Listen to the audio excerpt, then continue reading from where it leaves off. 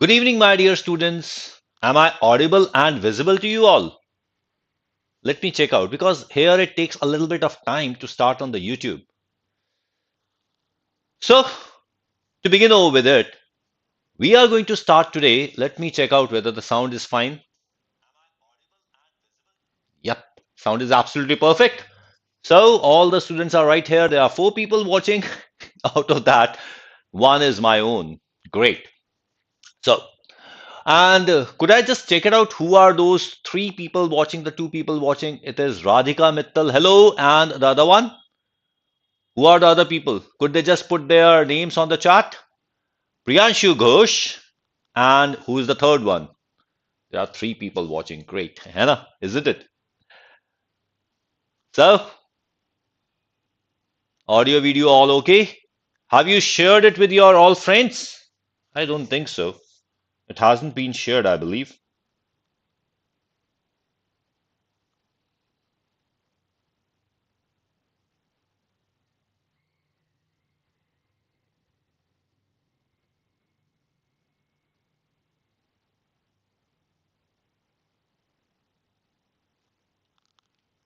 So let me share it with all the students.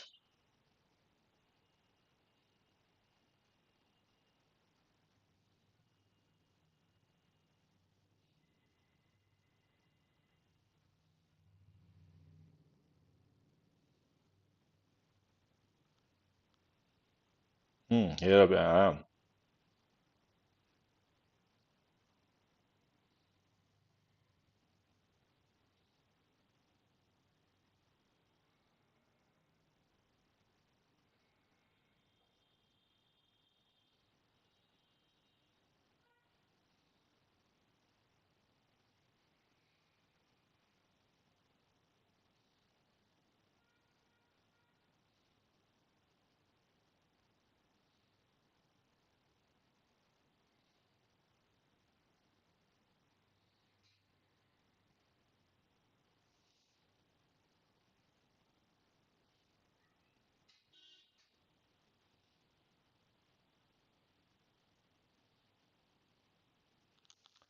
Fine enough.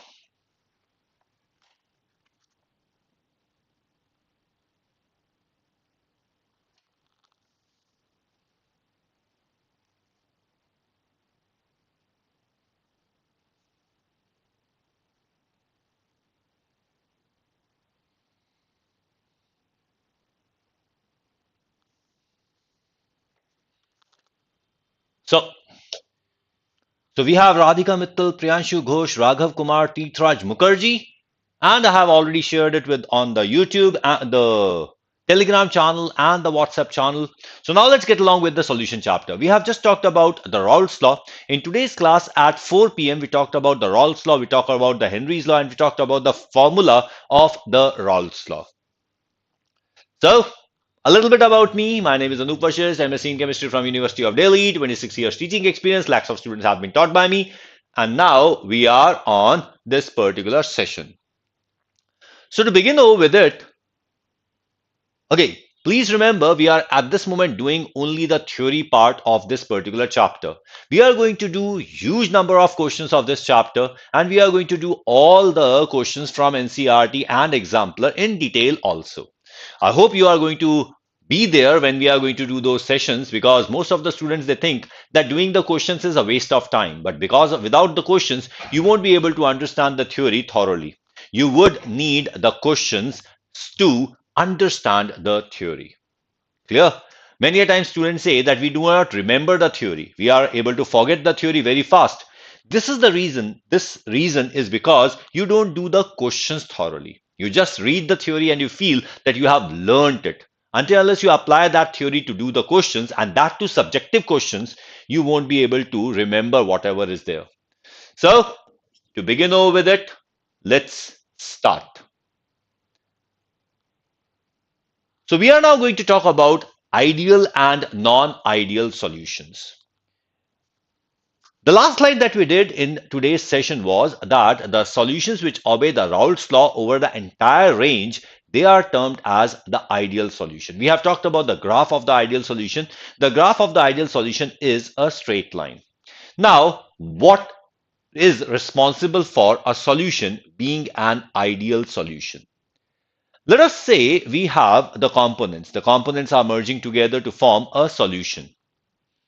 Good evening, Shubham. So we have Radhika, Priyanshu, Raghav, Tirthraj, Shubham, and there are one, two, three, four, five, and two more students. Could the students just write their names? Who all are there? It is going to be one-to-one class. Okay. We are having huge number of, no, very low number of views, very low number of students, and this is going to become one-to-one class very soon. So when we talk about the solutions, let us say we have two components. There are two components, component A and component B. When we talk about these two components, component A and component B,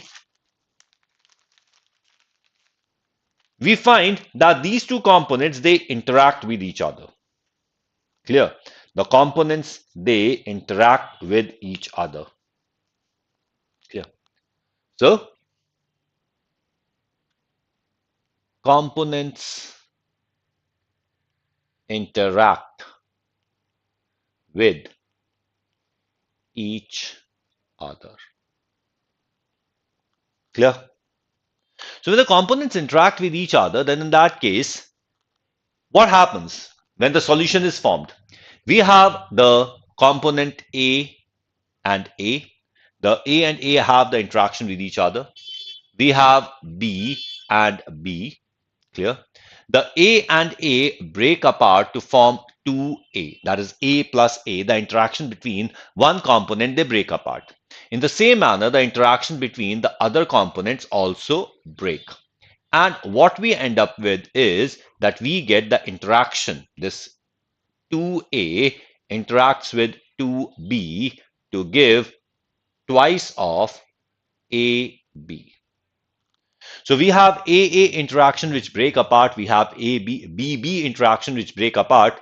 Dr. Sachin Punia, great. Okay, we have got 11 likes. We have 7 watching. That means 6 watching. One is mine only. So here we have 2AB. The A and B interact with each other to form 2AB.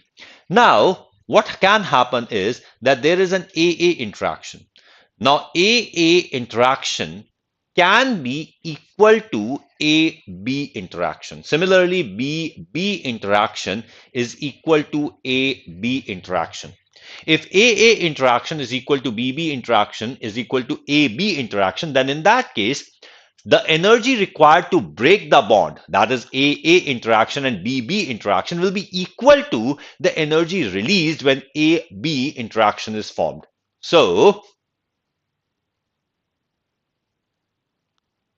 energy absorbed in breaking the bond, the energy absorbed in breaking the bond is equal to energy released in forming the bond. So energy absorbed in breaking the bond is equal to the energy released in forming the bond. Any kind of doubts? Ritraj, anything you want to ask here?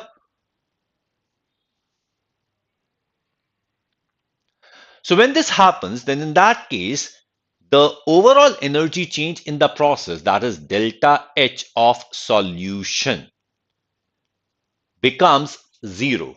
None of the energy is absorbed and no energy is being released. The entire system does not show any increase or decrease in temperature. So that is what happens if we have an ideal solution which is being formed. So the enthalpy of solution is zero. No energy released, no energy absorbed, no energy change, no change in temperature. Now, this happens when the substances are very similar, in fact, identical in the attractive forces. Something like we have benzene and toluene, let's say cyclohexane and cycloheptane, cyclopentane, cyclohexane, hexane, heptane. These are the systems which have a very small difference in the attractive forces. In fact, they also not form an exact ideal solution. They also form a near ideal solution. So that is what we get. So this is what we have as a near ideal solution.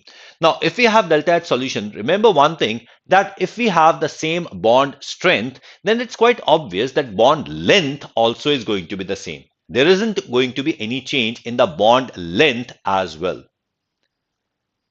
Is that clear? So there is no change in the bond length. No change in the bond strength. There is no change in the bond length. So what we find is that the volume V mix. Now, what is delta V mix? That is delta V of the solution.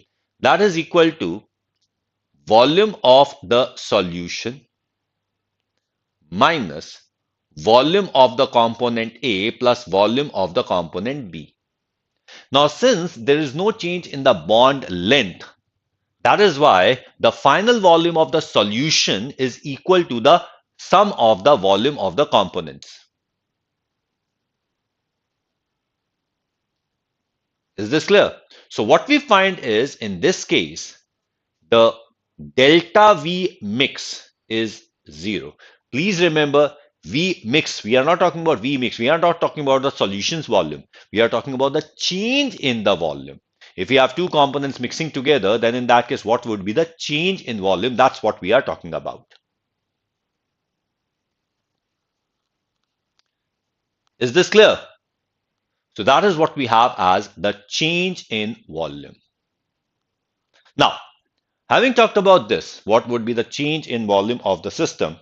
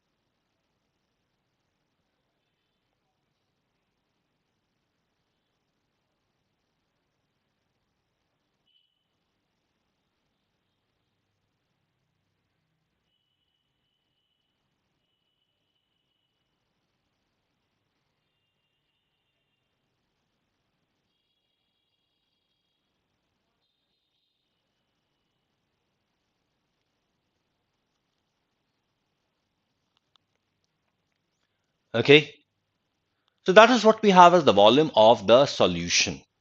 So there is any change in the volume of the solution. Clear? And then there is another component. That component is the delta S, the change in entropy.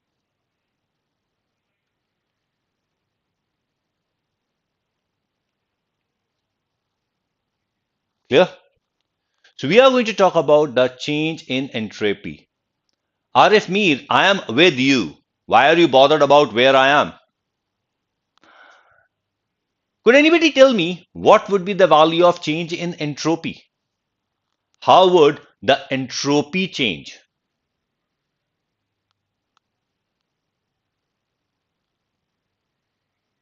Clear? One thing you need to understand, that a mixture has higher entropy than pure components. A mixture has higher entropy as compared to the pure components.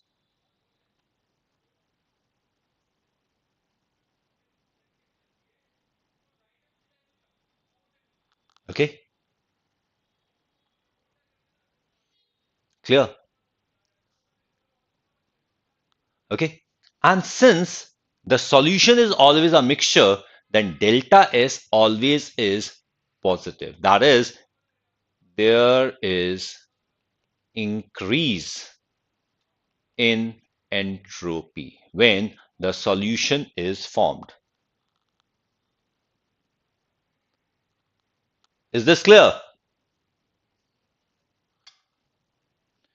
The change in entropy is positive.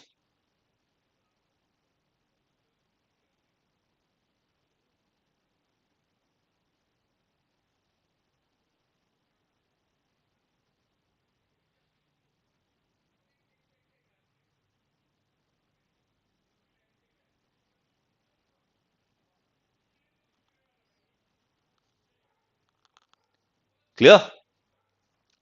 So when we talk about the change in entropy, that becomes positive. And here, when we talk about the delta G is equal to delta H minus T delta S. Now this delta H for an ideal solution is 0. Now delta S is positive. So this T delta S becomes positive and this whole system, that is delta G, becomes negative. Now this delta G becoming negative will make the reaction spontaneous. And that is why the formation of an ideal solution becomes a spontaneous reaction due to the change in entropy being positive. Is that clear, Radhika? So, so that is what we find for an ideal solution. An ideal solution is going to be formed by the components which are very similar in properties to each other. Something like cyclohexane, cycloheptane, benzene, toluene, and so on. So whenever we have to get a question of an ideal solution, we most often talk about a benzene and toluene mixture. Clear? So that is what we have as the ideal solution. Now what happens is that whenever we are mixing the components, the final solution does not have the same attractive force as the initial components. Let us say we have a component AA and we have the component BB. Now what we find is that the attractive forces between the particles of the pure component, that is the attractive force between A and A, is greater than the attractive force between A and B. In the same manner, we find that the attractive force between B and B is greater than the attractive force between A and B. In such a case, what we find is that it is going to be difficult to extract A or B from the pure system as compared to the solution. The escaping tendency of the particles of A and B is going to be greater from the mixture of A and B rather than pure A and pure B. Muhammad Tahir Nazir. Beta, one thing, my name does not start with doctor. My name is simply Anoop Vashishtha. I'm not a PhD. I'm not an MBBS doctor. So don't write that doctor here. Is that clear? Ideal solution doesn't always obey the Raoult's law. The solution which obeys the Raoult's law at all concentration is termed as the ideal solution. Is it clear? It's not a truthful person always speaks the truth. It is the person who always speaks the truth is termed as truthful. Clear? So now what happens is that here what we find is that the partial pressure exerted by A, since the escaping tendency of A from a mixture of A and B is greater than the escaping tendency of A from pure A. That is why when the mixture is formed, the escaping tendency of A and B actually increases. When the escaping tendency of A and B is actually increased, then in that case, the partial pressure exerted by A will be greater than the partial pressure which is predicted by the Raoult's law. In the same manner, the partial pressure exerted by B would be greater than the partial pressure expected from the Raoult's law. Now, the total pressure, P total. When you talk about P total is equal to PA plus PB. Now, that will be greater than the sum of the partial pressures which are expected from the Raoult's law.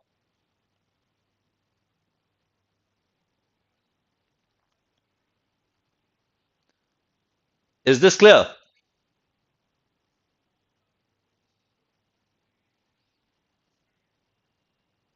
Any kind of confusions here?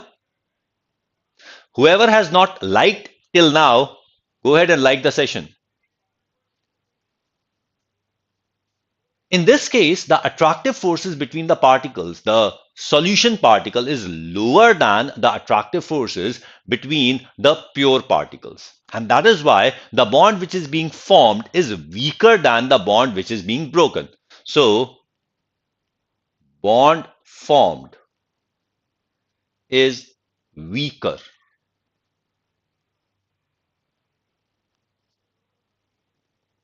weaker than bond broken. So bond formed is weaker than bond broken, and so overall energy is absorbed.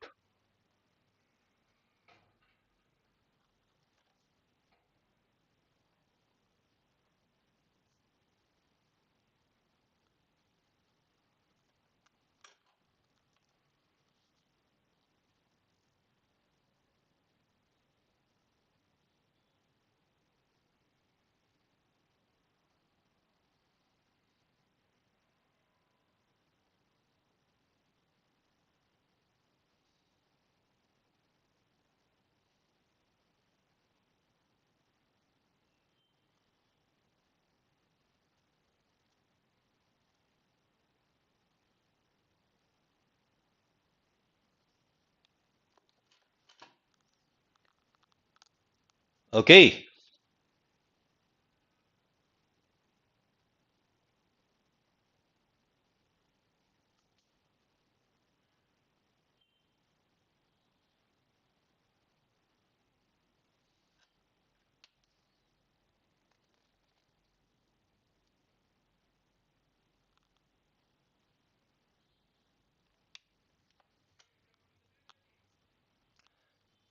So in this case, if we talk about the delta H, since the energy is absorbed, what we find is delta H is positive. Okay. Temperature decreases.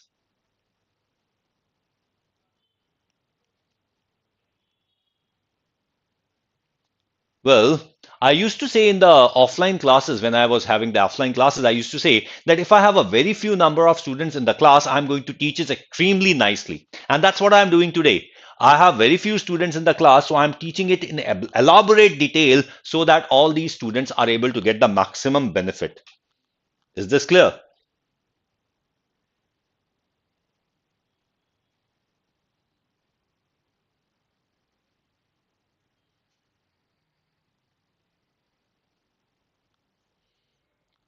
So, delta H is going to be positive. In the same manner, the bond strength is, since it is decreasing, the bond length will increase. When the bond length increases, then the final volume of the solution is going to be greater than the sum of the individual volume of the components. What we find is that delta V mix is also positive.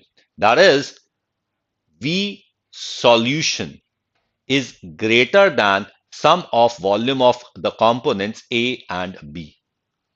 That is what we get in this particular solution. Good afternoon, beta. You did not get the notification. You were waiting on the notification on YouTube, or were you waiting on the notification on the Telegram channel? Have you joined the Telegram channel? Because I have sent the notification on the Telegram channel and even the WhatsApp group.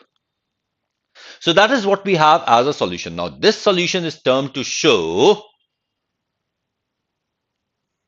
the positive deviation from Raoult's law. So this is a solution which shows a positive deviation from the Raoult's law. Is this clear? So then what we can have? We can have another solution. And quite obviously, the another solution is going to be opposite of the positive deviation. In this another solution, we have AA attractive forces.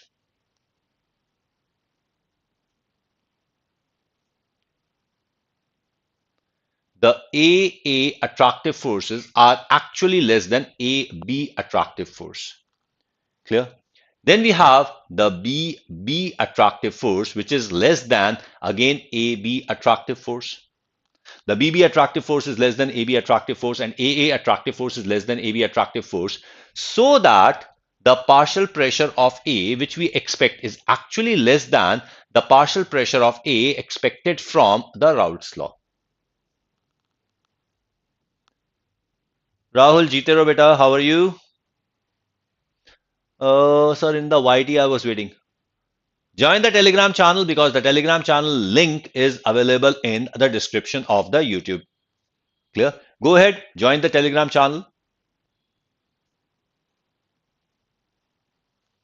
Rahul, I'm going to teach you entire syllabus, and I believe by the time I finish up the syllabus that is in the new NCRT, it would be very much clear what exactly would be the syllabus for the NEET examination. And obviously, once we have finished off the entire syllabus of the new NCRT, we are going to talk about the remaining syllabus as well. So I'm going to finish off the entire syllabus.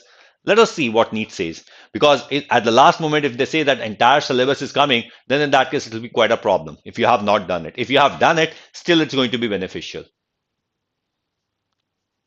Okay.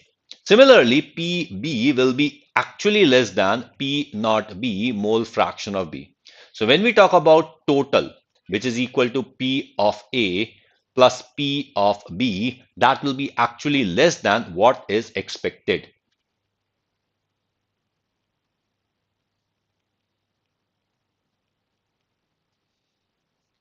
Now here, the attractive forces are greater. The bonds which are being broken are weaker as compared to bonds which are being formed. So net energy is going to be released out. Yes, Ankan, I'm going to do the solid state as well. Solid state actually would be done in a marathon session.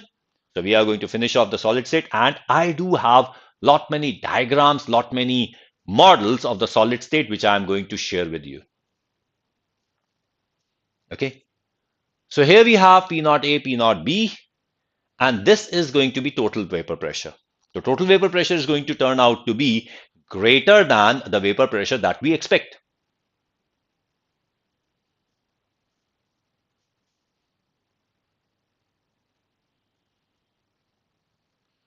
Is this clear? Now, in this case, the bond formed is stronger than bond broken. So bond which is formed is stronger than the bond which is broken.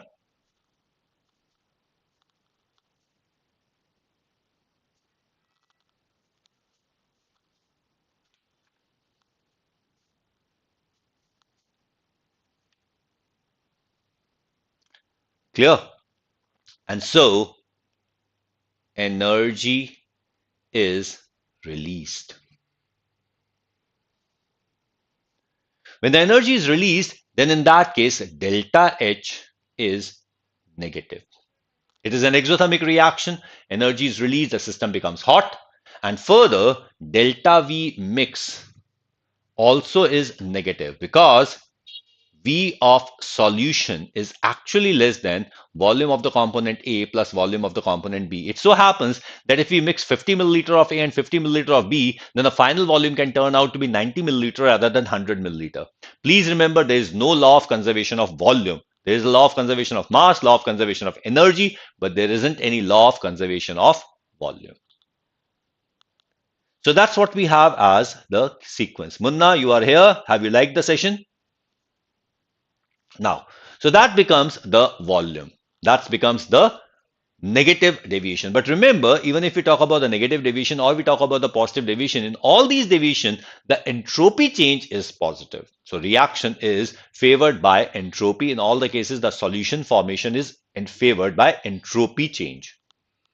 The delta G turns out to be negative. And we are talking about the solution substances which are miscible with each other. We are not talking about the non-miscible substances.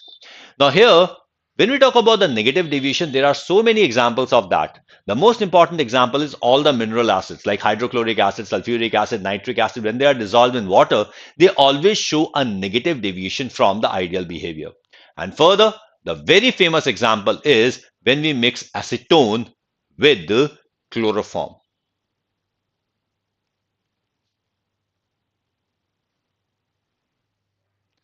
When we talk about the acetone and acetone, they have dipole-dipole interaction. Chloroform have weak van der Waals forces, but acetone and chloroform are capable of forming hydrogen bond.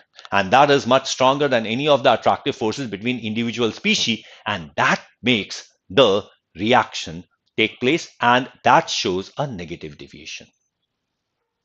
Is it clear? So this is the phenomenon where a negative deviation is shown from the Raoult's law.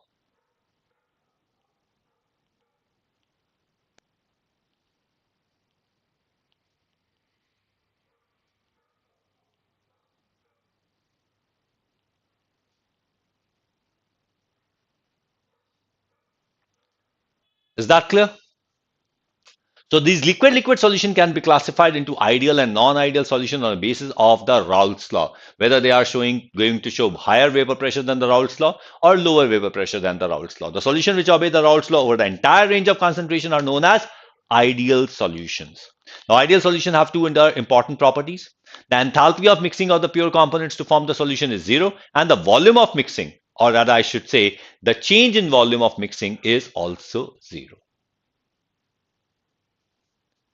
C2H2, what is C2H2? C2H2 is nothing. I have not talked about that. It's acetylene. You are confusing acetylene and acetone. Tirthraj, C2H2 is acetylene. Acetone is CH3COCH3. That is acetone. Okay, acetone is a ketone. Acetylene is a hydrocarbon. That is an alkyne. Okay, Tirthraj?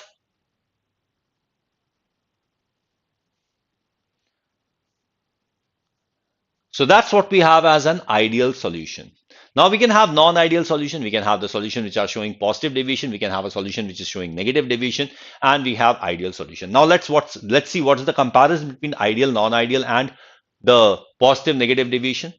If we have ideal solution, the PT is equal to mole fraction of A multiplied by the initial original vapor pressure of A, and mole fraction of B multiplied by original vapor pressure of B.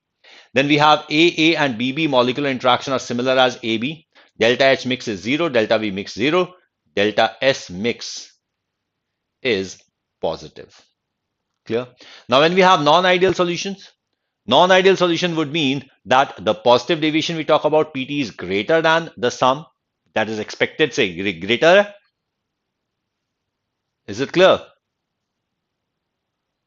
Tirthraj, I'm talking about acetone. No problems. Okay, I have made it clear. So anybody who has not liked the session, please like the session. And here we find that delta H mix also is greater than 0, delta V mix is also greater than 0, and delta S mix also is greater than 0. When we have negative deviation, here we find that AA and BB interaction are weaker than AB interaction. That is why the bonds which are being formed are stronger than the bonds which are being broken. Net energy is released out, the enthalpy change is negative, the change in the volume also is negative. So that is what we have as the negative deviation from the ideal behavior, negative deviation from the Raoult's law.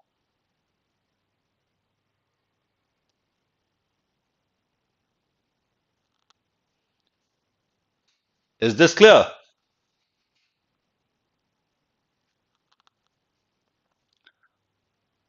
So that's what we have as the negative and the positive deviation. Raj, only 11 nahi. It's only 10 watching because one of them is me. Okay. So here what we get is the graph of the non-ideal solution. This is the graph of positive deviation. This is the graph of negative deviation. Is that clear? So the vapor pressure observed is higher in the positive deviation. The vapor pressure observed is lower in the negative deviation.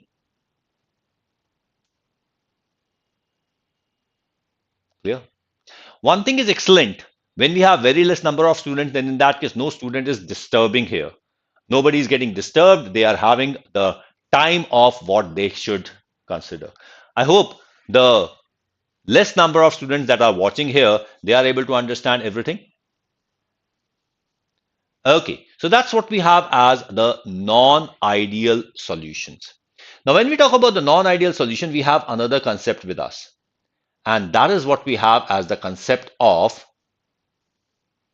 azeotropes.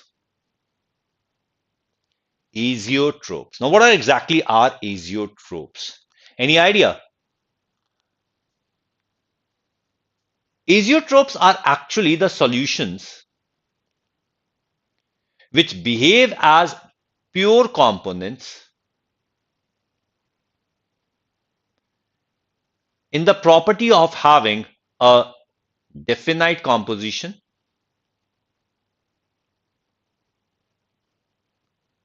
and distilling at a constant temperature.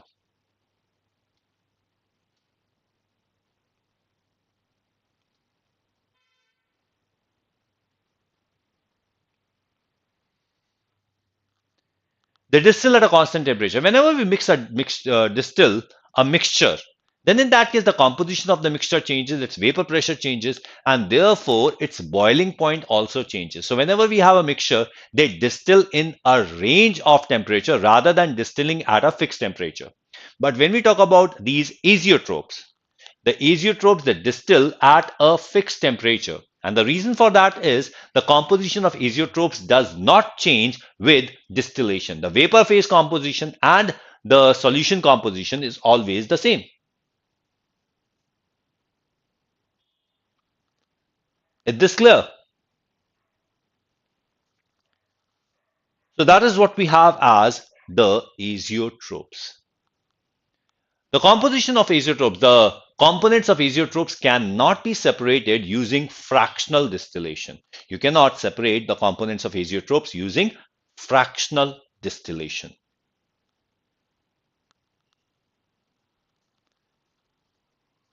Is this clear? So that is the fact about azeotropes. And azeotropes are also of two kinds.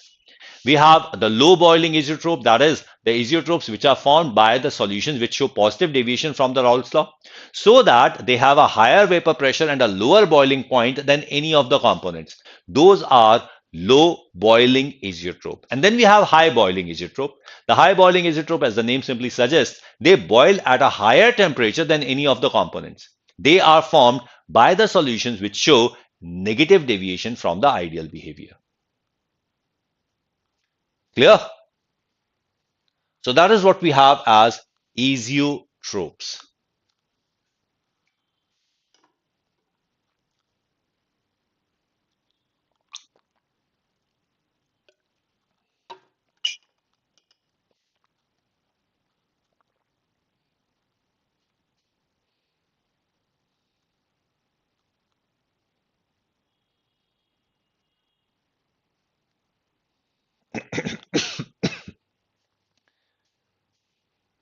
Okay. So once we have talked about something called the azeotropes, let's get along with the colligative property. Priyanshu goes, so then during distillation, the components of azeotrope separate out, or that is also a mixture. During distillation, the components of azeotrope remain as it is. The distillate that we obtain also is a mixture. It has the same composition as the azeotrope. Yes, Muna Kumar, the class notes are available on the Telegram channel. Okay, I have already uploaded the yesterday's class notes, and today's class notes are also going to be uploaded after this particular class. We are going to have two notes today itself, of the afternoon class and the evening class. Jitarabita Ashutosh, how are you? Okay, now let's talk about something called the colligative properties. What are colligative properties and how do we discuss about them?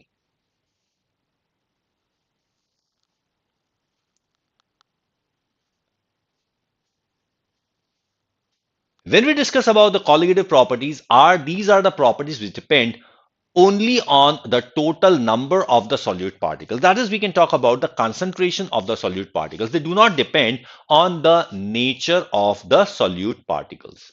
So these are what we talk about the colligative properties. Clear? They do not depend on the nature of the particle. That is, they do not depend on shape. They do not depend on the size. They do not depend on the charge. They only depend on the number. So colligative property by definition are the properties which depend only on concentration of the solute, and so we can say colligative properties depend only on concentration of the solute and nature of only the solvent. Is that clear? So if we change the solvent and we keep the concentration same, then in that case the colligative properties are going to change. But if we change the solute and keep the concentration same with the same solvent, then in that case the colligative property do not change. Why das? Good evening, beta. How are you? Okay.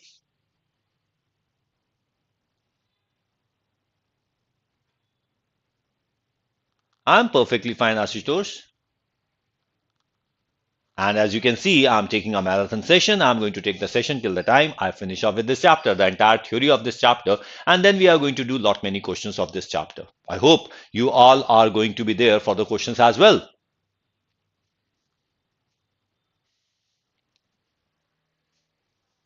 Okay. So these are the properties. When we talk about the colligative properties, now let's see what are the various conditions that are required for the colligative properties. Now, for the study of colligative property, we have two necessary conditions.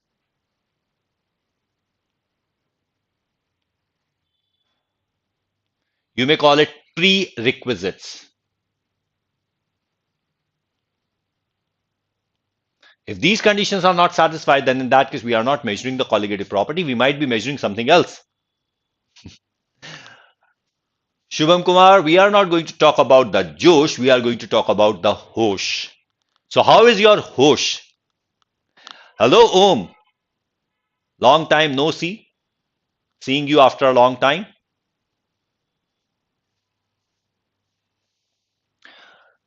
Okay.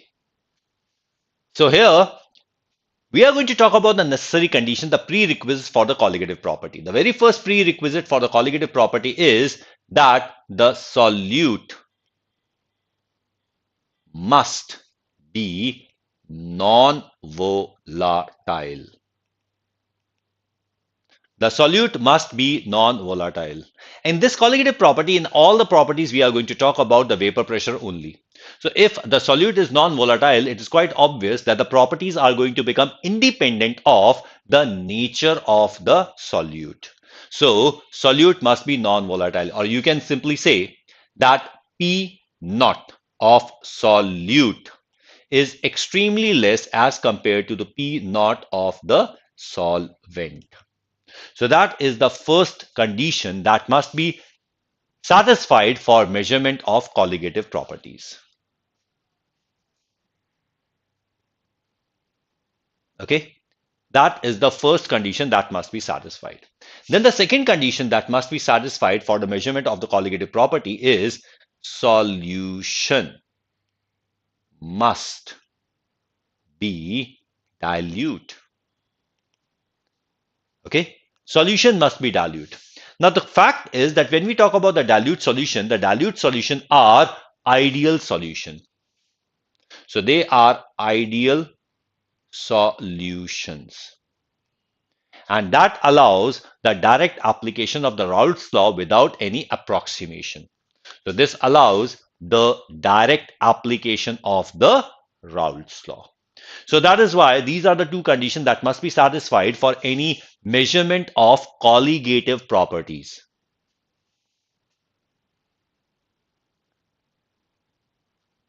Am I absolutely clear?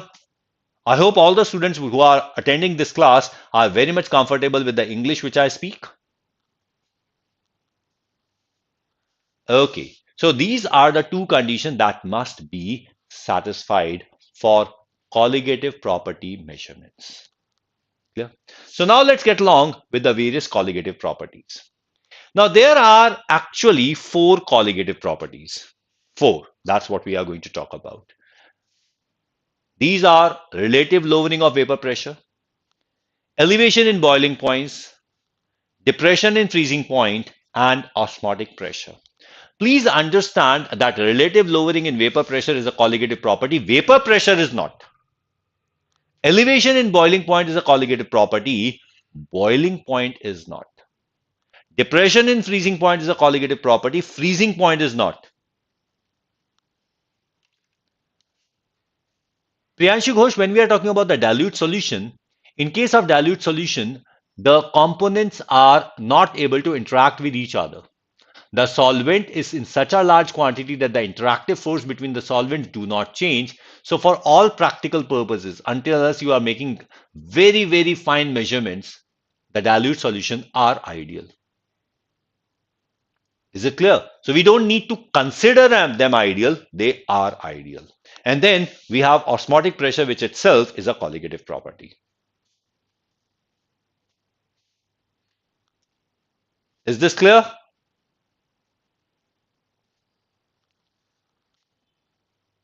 Okay then. Now let's talk about the relative lowering of vapor pressure.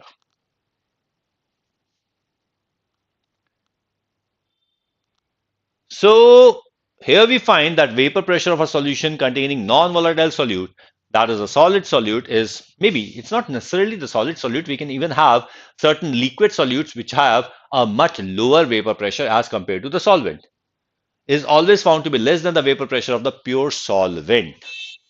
Now let's talk about how it becomes less. Let us say we have a solution having two components. We have A and B. Let us consider B is solute. Now, if somebody says, sir, why didn't you consider A as a solute? It does not make a difference. If you want to consider A as a solute, go ahead and do it. It's not a problem. You can go ahead and do it. Clear? The people who have not liked the session, go ahead and like it. Already, we have too few likes. So A and B is the solute. Now, if B is the solute, then in that case, we have P total. P total will be equal to P naught A into mole fraction of A and P naught B into mole fraction of B. Not a confusion here.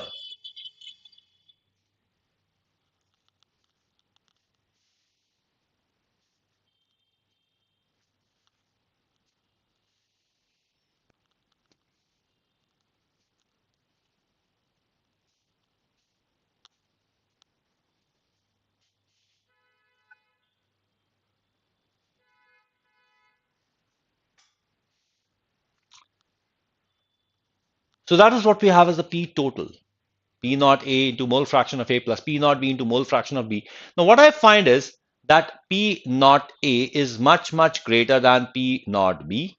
Mole fraction of A is much, much greater than mole fraction of B. So P naught A, mole fraction of A is extremely greater as compared to P naught B into mole fraction of B, which can be approximated to 0.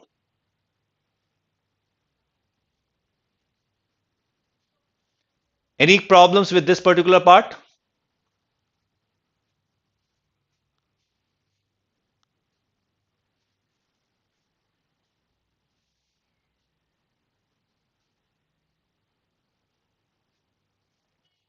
Now, if there isn't any problem with this particular part, then in that case, we can simply say that P total is equal to simply P naught A into mole fraction of A. Because P naught B into mole fraction of B is nearly 0 in comparison to the vapor pressure of the solvent.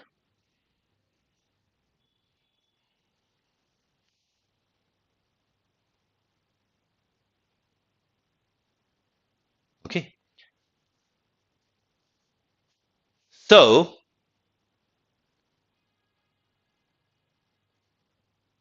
but what we understand is that P naught A, mole fraction of A, is actually less than P naught A because mole fraction of A is less than 1. Further, A is a component of the solution. It is not the exact solution. So we have added some solute that is going to decrease the mole fraction of the solvents to a slight extent. Even if it's not going to be a major part, still it's going to make some difference. Okay. Raj, I'm your chemistry teacher. That's what I know. Who's your physics teacher? Let it be a suspense and it's going to be revealed very soon. So if I subtract P naught A, mole fraction of A from P naught A, then in that case, I am going to get a positive quantity delta P. Now this delta P is actually lowering in vapor pressure. So addition of the non-volatile solute to a volatile solvent is actually going to decrease its vapor pressure.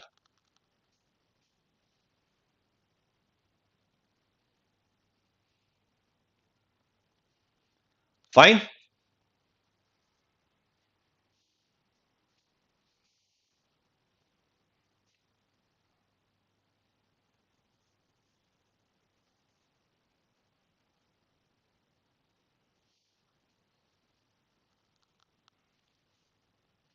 Okay. Now, if I divide the entire equation by P naught A, so that I have P naught A minus P naught A mole fraction of A divided by P naught A, then in that case, this is going to become the lowering in vapor pressure per unit vapor pressure of A. This becomes lowering in vapor pressure per unit vapor pressure of A. Now, this is what we call as relative lowering in vapor pressure. Clear? And what I can do is I can actually cancel out this P naught A with this P naught A and P naught A. What I'm going to get is 1 minus mole fraction of A is equal to delta P upon P naught A. And what I know is 1 minus mole fraction of A is actually equal to the mole fraction of B.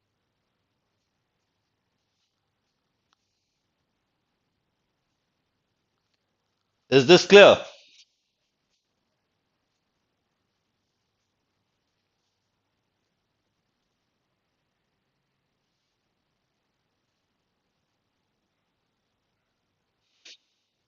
So this is what we know as the relative lowering in vapor pressure.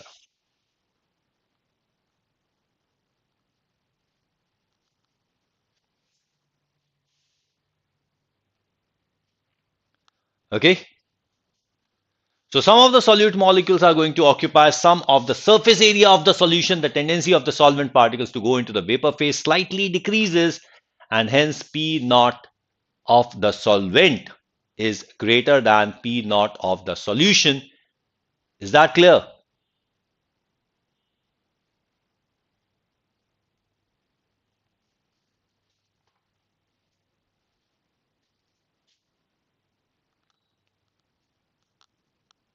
So here we have the vapor pressure of the solution.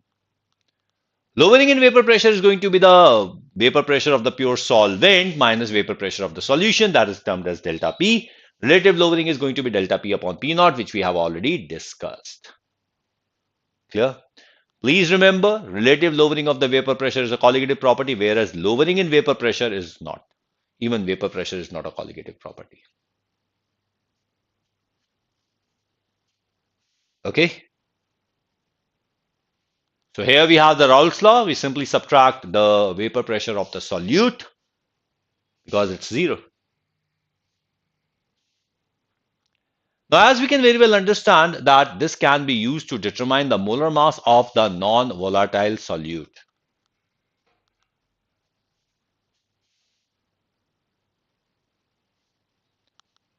Okay, let's have this particular question. 20 grams of solute is added to 100 grams of water at 25 degrees Celsius. The vapor pressure of pure water is 23.76 mmHg and the vapor pressure of the solution is 22.41 torr. Remember, 1 mmHg is the same as 1 torr, so that doesn't make a difference. Is that clear? Calculate the molar mass of the solute.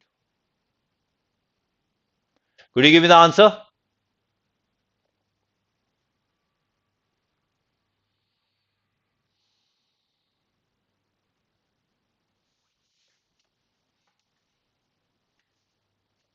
How we are going to solve it? Delta P upon P naught is equal to mole fraction of the solute. That means delta P is 23.76 minus 22.41 divided by 23.76 will be equal to the mole fraction of the solute. That is 20 divided by the molar mass of the solute whole divided by 20 upon molar mass of the solute plus 100 divided by 18.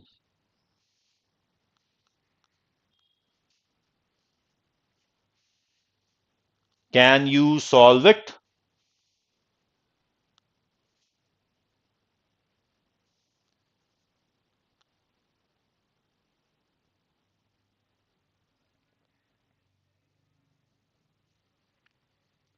What exactly it's going to be?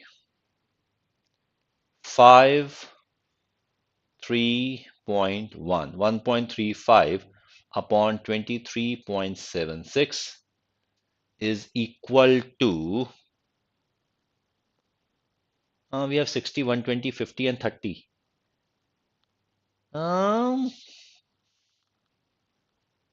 1.35 upon 20.76. It is something around 13 and 23. It's going to be 10, 15. It is somewhere around 15 times. So I believe I can actually neglect this mole fraction of the solute. That's going to make the calculation a bit easy. So we can simply neglect it and then we get 20 by m into 18 by 100.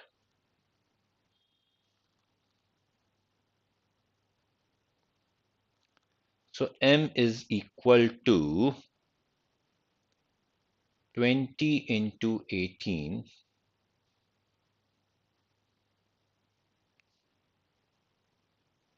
into 23.76 divided by 1.35 into 100.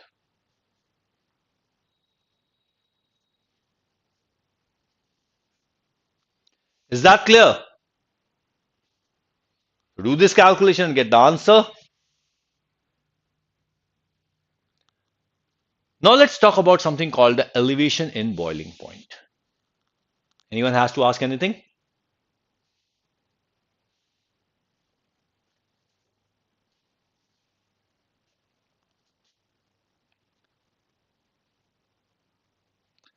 Now, before we go along with elevation in boiling point, let's have a look at a specific equation. We are talking about the vapor pressure, but we have not considered how the vapor pressure is going to change with temperature. So we have an equation which is called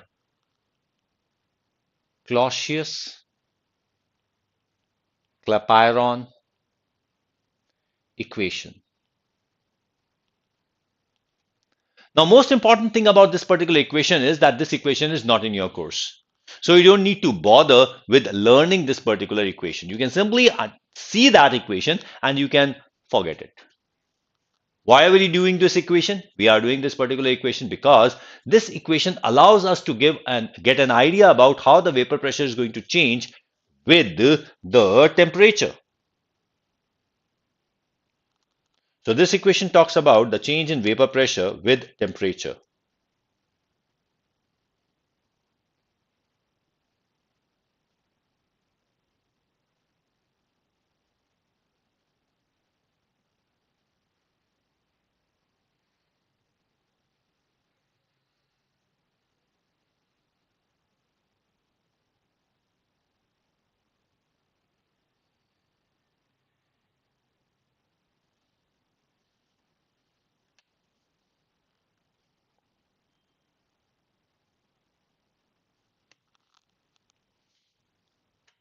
Okay. Now this equation talks about, let's say we have log P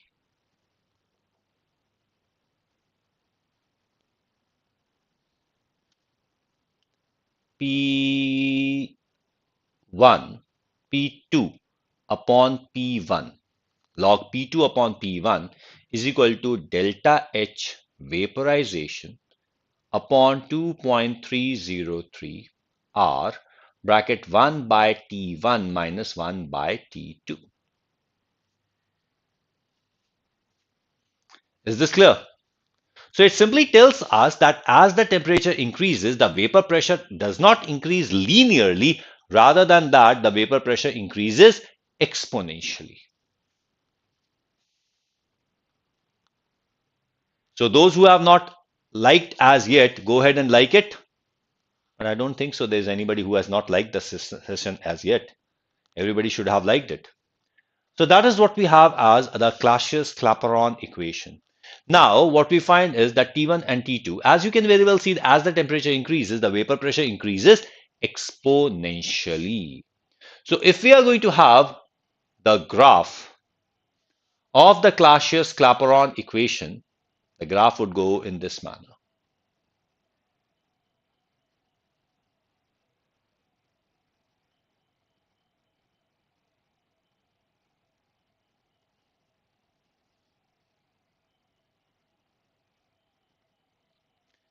Here we have the vapor pressure, and here we have the temperature. The graph would go something like this.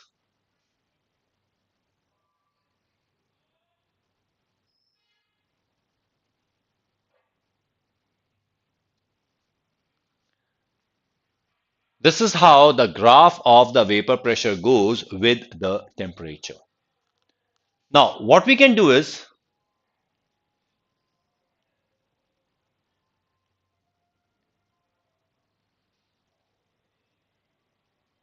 here we have the external pressure. Okay. And this is the vapor pressure of the pure solvent. Now, if this is the vapor pressure of the pure solvent, then in that case, this would become the original boiling point.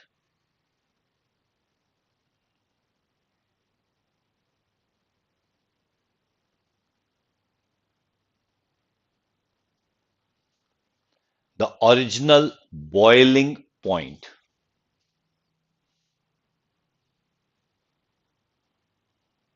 Shumo, I believe you forgot to divide it by a certain number.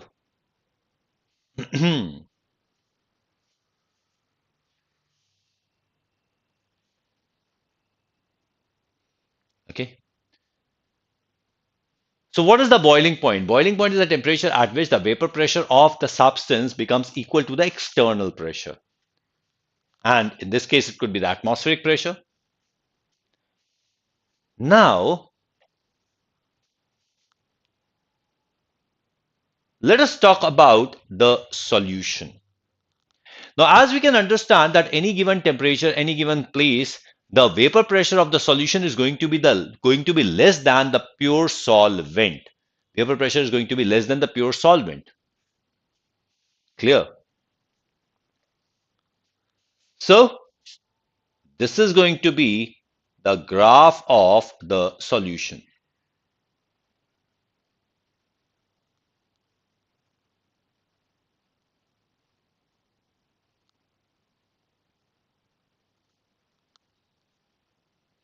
This is the graph of the solution. Now, as you can very nicely see that the vapor pressure of the solution is actually less than the vapor pressure of the pure solvent and the external pressure at the original boiling point. And this becomes equal to the external pressure at an elevated temperature.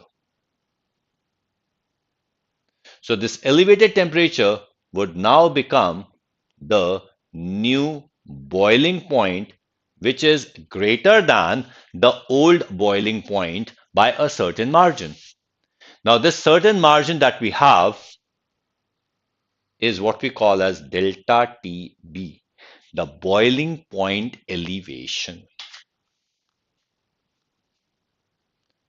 Yes, Teethraj, this graph is quite important as far as the board examinations are concerned, or even the entrance examinations are concerned. This graph is quite important.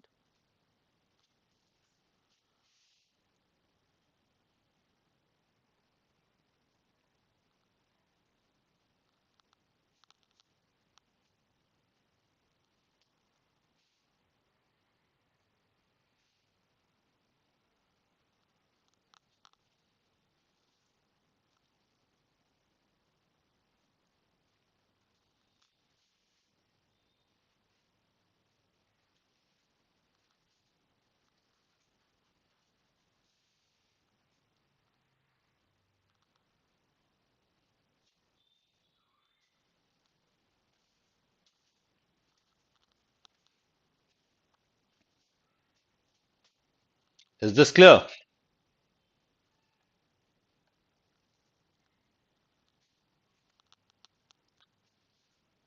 So,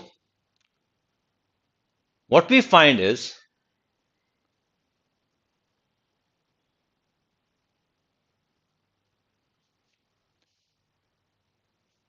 this delta TB is directly proportional to concentration. Now, the concentration, we have various units of concentration. In this case, we can talk about the concentration in terms of molality. So here, we talk about the concentration unit as molality. To make this proportionality equality, we need a constant, and this constant is termed as the abelioscopic constant or boiling point elevation constant. So here, this delta TB becomes equal to KBM. This KB is what we term as the boiling point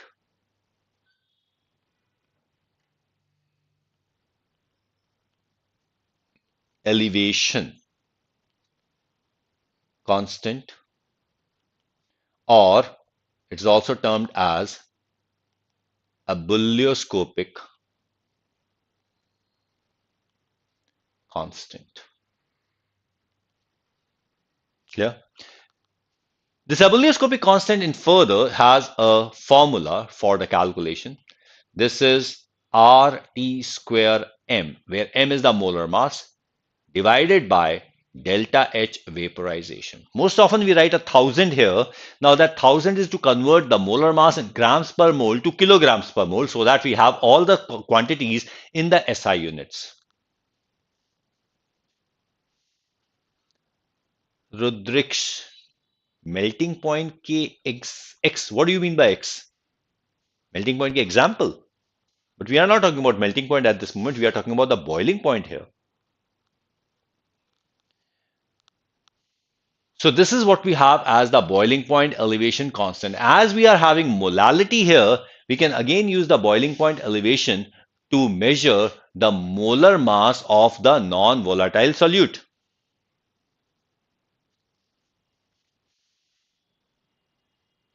Is this clear?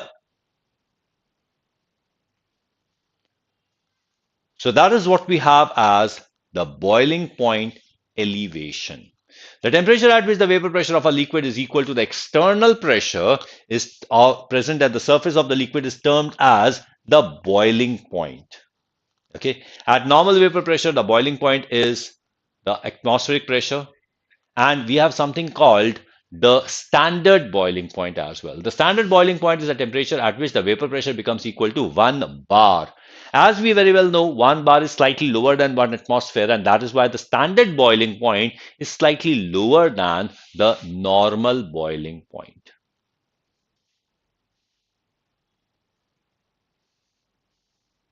Clear? How many students, how many likes are still missing? Could we increase the number of likes?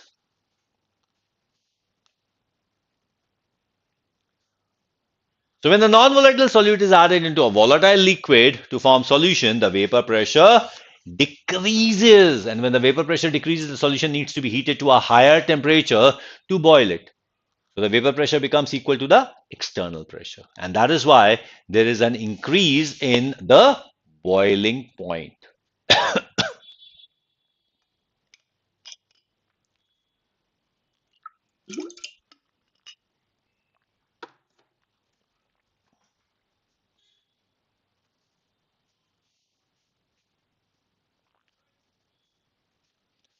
Any kind of confusions here?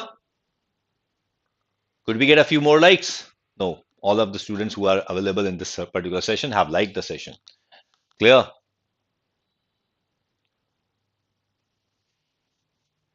So this is what we talk about, the elevation in the boiling point. The vapor pressure of the solution is always less than the vapor pressure of the pure solvent, and that is why we need to heat it to a higher temperature to get the same vapor pressure. That's what we have already understood. Units of the boiling point elevation constant are Kelvin per mole or degree Celsius per mole, molal, or Kelvin kilogram per mole. That is what we have as the dimensions of the boiling point elevation constant or a bulioscopic constant. The chemistry subject, sir, I want to ask a numerical question. Which numerical question you want to ask? If it is of this topic, fine enough, we are going to deal with it. If it's of some other topic, then in that case, you'll have to wait for that topic to be done. Here, the numerical. Calculate the molar elevation constant of water given that 0.1 molar aqueous solution of a substance boil at 100.052 degrees Celsius. Answer. That's an easy question, isn't it?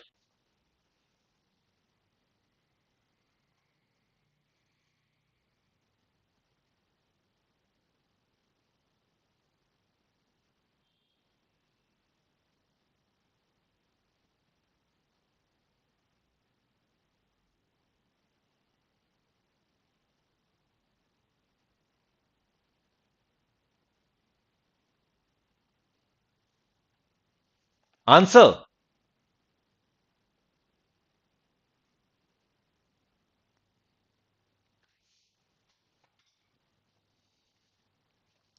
The formula is simply delta TB is equal to KBM. Delta TB is equal to 0.052. That's equal to KB. And M is simply 0.1. So KB is equal to 0.052 divided by 0.1 is equal to 0.52. Any confusions? Shubham, how did you get this particular answer?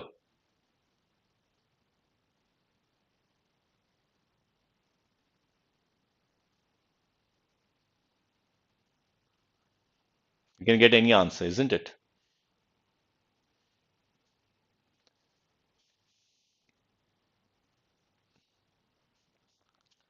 Now let's talk about the depression in freezing point.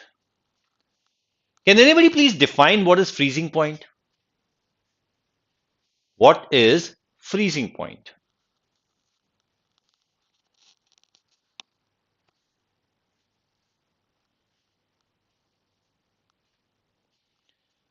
Freezing point is the temperature at which the solid and the liquid state of a substance coexist in equilibrium.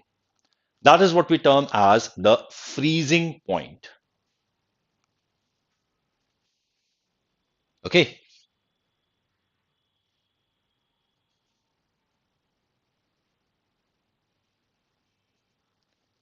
And further, the freezing point is also the temperature at which the vapor pressure of the solid becomes equal to the vapor pressure of the liquid. So freezing point is, first of all, the temperature at which solid and liquid coexist in equilibrium.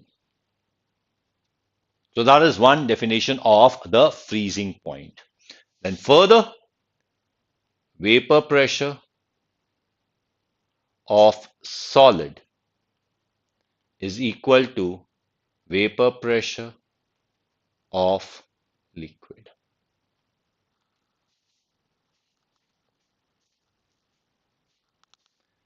Is that clear? So that is what we call as the freezing point. Now, let's talk about this particular graph. Where is that graph? Here.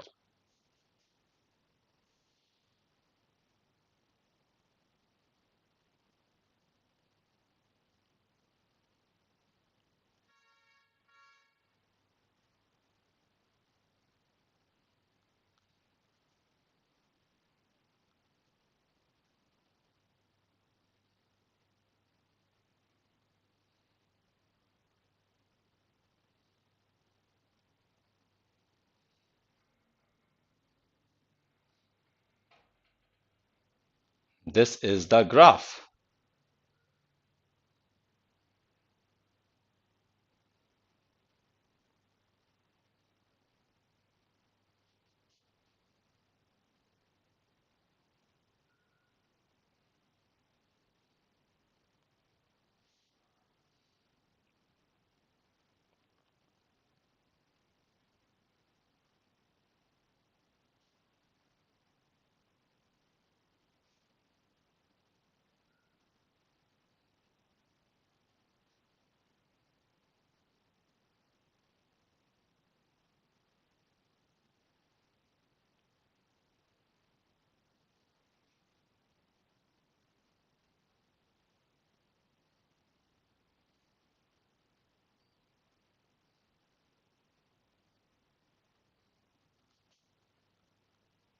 Okay. So this is the graph that we were talking about, the Clashes-Clapeyron equation. Now please remember that this Clashes-Clapeyron equation is not only valid for a liquid, it's also valid for a solid. The only difference is that there is going to be the enthalpy of sublimation rather than enthalpy of vaporization.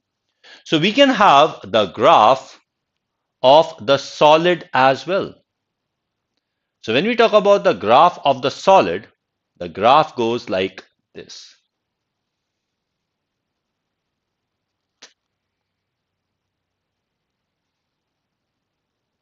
Mhm. Okay, let it be a straight line. So this is the graph of the solid. As we can very well understand that this is going to be the original freezing point where the vapor pressure of the solid is equal to the vapor pressure of the liquid. So this is the T naught F. But what we find is that the vapor pressure of the solution is actually lower than the vapor pressure of the solid. The state of the substance which exists at any given temperature is the one which has the least vapor pressure. So if the vapor pressure of the solution turns out to be less than the vapor pressure of the solvent, then in that case, it's not going to freeze. It's going to freeze at a temperature lower than its actual freezing point. That is delta TF.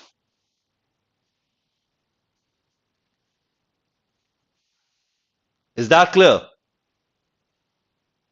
On your mic? What does it mean? On your mark hota hai.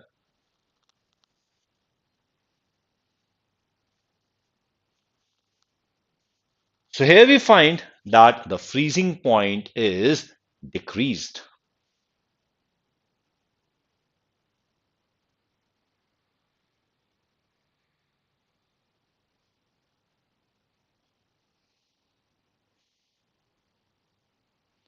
So again, we have delta TF, that's going to be proportional to molality, and delta TF is equal to KFM.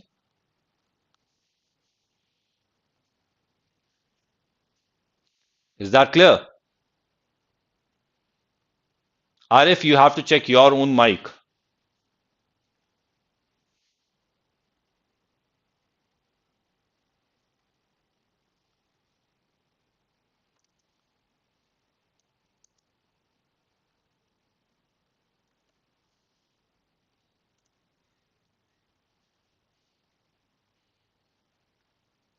Clear?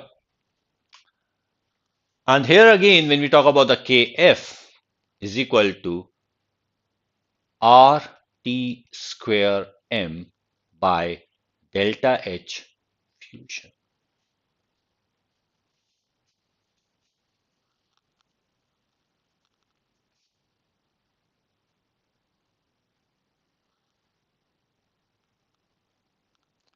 Rudriksh Kakal, beta, your question does not form any sense. Could you just write the question nicely?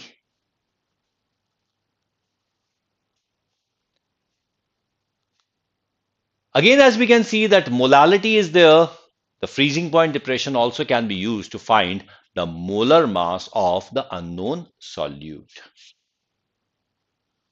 Okay, when a non-volatile solute is added to a dissolved in the solvent, the vapor pressure of the solvent in the solution decreases. The vapor pressure of the solid and liquid solvent will become equal at a lower temperature. That is, freezing point of the solution is lower than that of the pure solvent.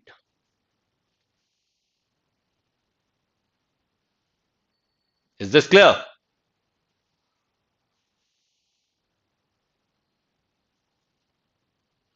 So that's what we have as freezing point depression. Again, it's related to molality.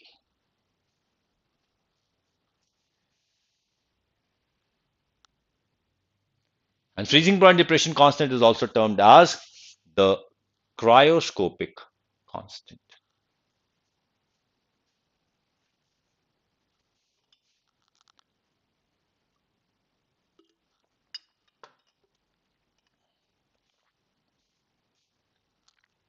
What is cryoscopic constant? That is the freezing point depression constant, the KF.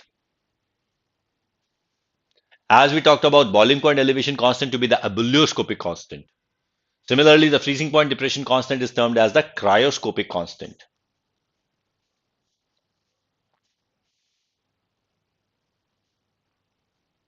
Okay. The units of freezing point depression constant and boiling point elevation constant are the same.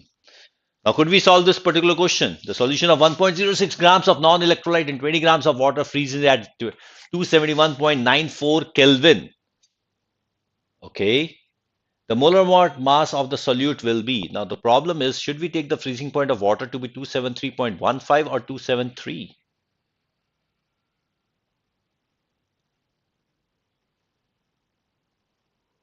Could you solve it?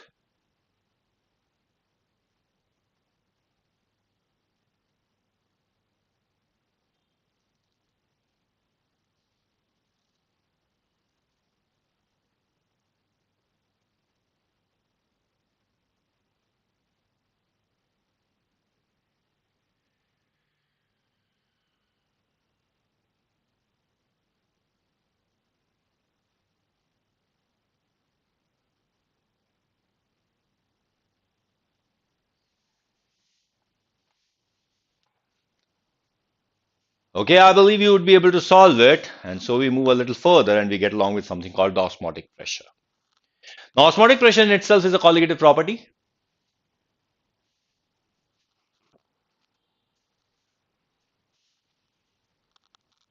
Okay.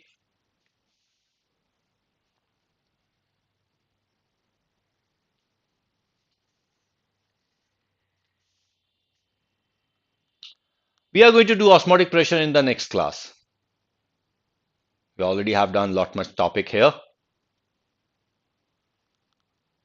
Okay. So biology, we have 3 p.m. with Dr. Sachin Kapoor. Chemistry, you have it with me at 4 p.m. every day, tomorrow also, today also. And you can get along with me in the Unacademy app.